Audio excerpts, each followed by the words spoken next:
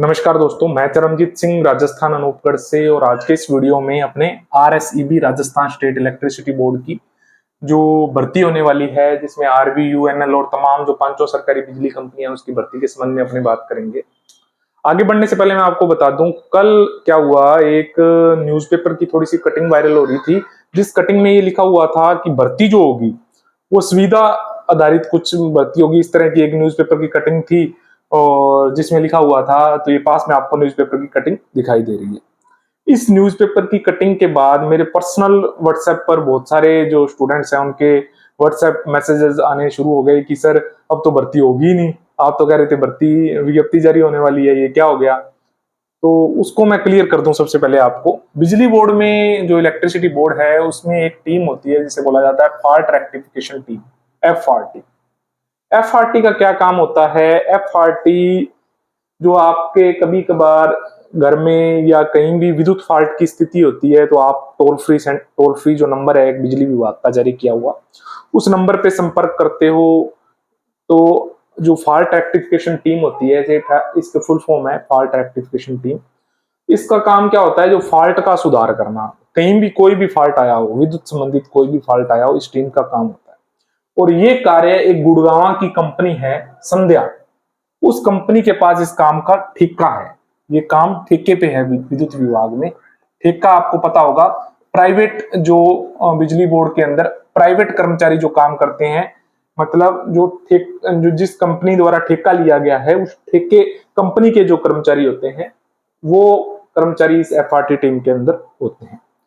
अब इन जो कर्मचारियों की या FRT टीम की या FRT की कार्य प्रणाली की यदा कदा शिकायतें होती रहती हैं। आपको पता है, शिकायतें किसी प्रकार की भी की गई, अनट्रेंड कर्मचारी रखे हुए हैं या तमाम तरह की कोई भी अनियमितता जो कार्य के दौरान ये टीमें अक्सर करती रहती हैं, जो अपने को सामने अपने आती रहती हैं। तो इस वजह से जब मंत्री जी से इस बारे में पूछा गया, तो जो अखबार के अनुसार है, तो अखबार में लिखा हुआ है न्यूज़पेपर कटिंग में कि मंत्री जी ने ये स्टेटमेंट दिया है कि अब जो भर्ती होगी, FRT की जगह जो कर्मचारी होंगे वो सुविधा आधारित होंगे। अब जो FRT टीम है, FRT टीम के तकरीबन एक जो सब डिवीजन होती है, जैसे एक तहसील में जो बिजली घर होता है, उसमें तकरीबन 3 लाख रुपए तकरीबन FRT टीम के लिए जो क्या है बिजली विभाग पे करता है। 3 लाख रुपए तकरीबन।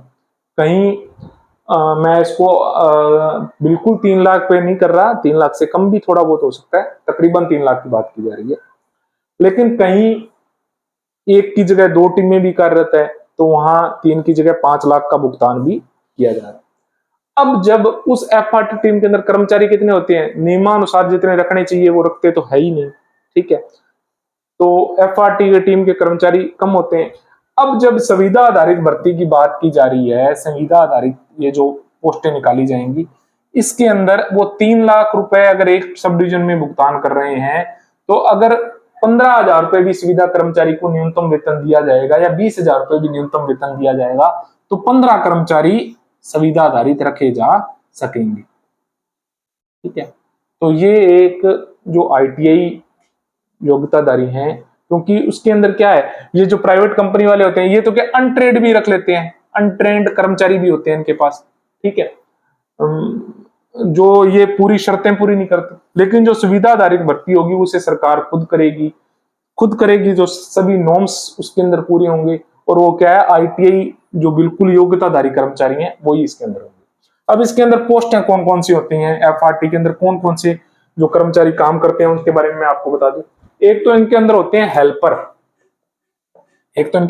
हेल्पर, दूसरे लाइनमैन, ठीक है। और जो इनका कॉल सेंटर होता है, कॉल सेंटर के लिए इसके अंदर होता है कॉल सेंटर का स्टाफ, ठीक है।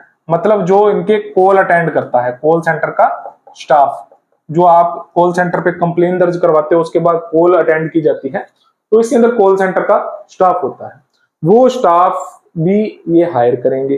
तो इस तरह एक सब डिवीजन पे मान लीजिए 2-3 ये कॉल सेंटर वाले हो गए, ठीक है, और बाकी ये लाइनमैन और हेल्पर हो गए। तो एक अच्छी खासी जो सुविधा आधारित भर्ती भी आने का अनुमान है, लेकिन अभी इसके कयास ही लगाए जा रहे हैं, बिल्कुल तय बात नहीं। भविष्य के गर्भ में क्या छुपा है अभी कहना मुश्किल है, पर बात यह है कि ये भी आने की एक उम्मीद जताई जा रही है।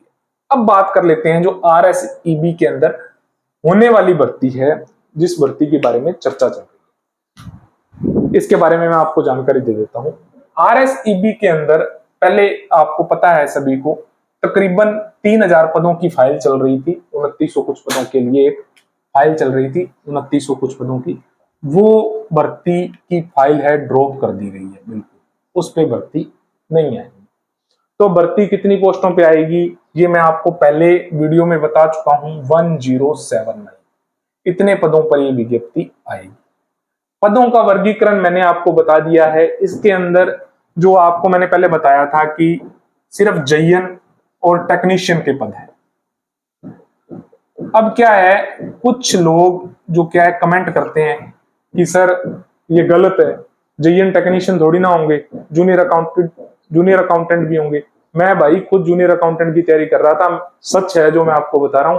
जूनियर अकाउंटेंट की इसके अंदर एक भी पद नहीं है, AN का एक भी पद नहीं है। स्टेनोग्राफर, सूचना सहायक, CA सेकंड, तमाम तरह की जो पोस्टें आती हैं, PO, वो इसके अंदर एक भी पद नहीं है, सभी पद 0 हैं। ओनली 1079 के अंदर जो भर्ती आ रही है उसके अंदर जयन और टेक्नीशियन के पद हैं। टोटल पद 1079 है। पदों के वर्गीकरण से संबंधित मैं पहले एक वीडियो बना चुका हूं, उसका मैं आई बटन पे लिंक दे दूंगा, आप वो वीडियो देख लीजिएगा, ठीक है। अब बात कर लेते हैं भर्ती की विज्ञप्ति की स्थिति क्या है।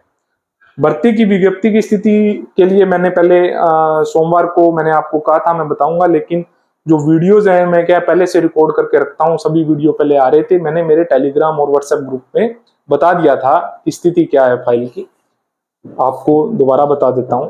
भर्ती की स्थिति जो अपनी भर्ती वाली फाइल है वो वित्त विभाग की जो स्वीकृति है वो बिल्कुल मिल गई है, औपचारिकता होनी शेष है, उसमें कोई दो राय नहीं, मैंने आपको पहले भी बता दिया था। अब जो फाइल है ना अपनी, वो वित्त विभाग के व्यय 4 के अंदर है अपनी फाइल, ठीक है। और वहां से महज एक औपचारिकता होनी बाकी है, सहमति असहमति की टिप्पणी होनी बाकी है। दीपावली से पहले ही विज्ञप्ति का समाचार मिल रहा है, वहां से फाइल निकलते ही विद्युत विभाग 5-7 दिन में इसका नोटिफिकेशन जारी कर देगा। दीपावली से पहले नोटिफिकेशन जारी होने की उम्मीद है।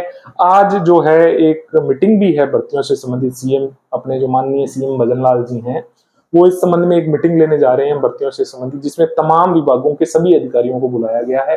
तो कुछ ना कुछ उसमें भी अपने को शुभ समाचार मिलने की उम्मीद जताई जा रही है। तो वित्त विभाग की 1079 जो पोस्टों के लिए अपनी जो फाइल वित्त विभाग में है वह 4 में अपनी फाइल है। कुछ जो है मैं आपको बिल्कुल कुछ जानकारियां जो है मैं यहाँ शेयर नहीं कर सकता आपसे, लेकिन मैं आपको पूरा बता देता हूं कि दीपावली है वो अच्छी मनेगी अपनी, ठीक है। मैं पहले हमेशा से कहता आया हूं कि 15 अक्टूबर तक अपने को कोई ना कोई समाचार मिल जाएगा, तो पक्का आपको 15 अक्टूबर से पहले कोई ना कोई समाचार मिल जाएगा। आज 10 अक्टूबर हो गई, ये 5-7 दिन हैं, दीपावली से पहले ये विज्ञप्ति जारी होने की पूरी उम्मीद है। तो दीपावली से पहले आपकी ये विज्ञप्ति आ जाएगी। वित्त विभाग के व्यय 4 में फाइल है और फाइल की जो विज्ञप्ति है वो 1079 पोस्टों पे ही होगी। फिर से मैं आपको बता रहा हूँ, वर्गीकरण में पहले आपको बता चुका हूँ, जिसमें जयन और टेक्नीशियन की सीटें ही है। और सबसे ज्यादा जो सीटें हैं मैंने आपको पहले बताया था, 5 सरकारी बिजली कंपनियों में से सबसे ज्यादा सीटें हैं RVUNL को, राजस्थान विद्युत उत्पादन निगम लिमिटेड। बिजली विभाग में अन्य जूनियर अकाउंटेंट, कमर्शियल असिस्टेंट, सूचना सहायक, स्टेनोग्राफर, तमाम तरह के जो पदों पर भर्ती निकाली जाती है, कोई भी पद नहीं है। सभी पदों जो 1079 है उनके अंदर सभी पदों में जो 1079 है उसके अंदर सिर्फ जयन और टेक्नीशियन की पोस्टें हैं, बाकी पोस्टें नहीं है, ठीक है। 2900 पोस्टों की जो फाइल थी उसे ड्रॉप कर दिया गया है, 1079 पे विज्ञप्ति आएगी, मैं पहले भी आपको बता चुका हूं, ठीक है। पदों का वर्गीकरण जो है आई बटन पे लिंक है। इससे संबंधित अगर आपको कोई और जानकारी चाहिए तो आप कमेंट करिएगा, मैं रिप्लाई देने की पूरी कोशिश करूंगा। टेलीग्राम और व्हाट्सएप ग्रुप का लिंक डिस्क्रिप्शन में आप उसे ज्वाइन कर लीजिएगा। Thank you for watching this.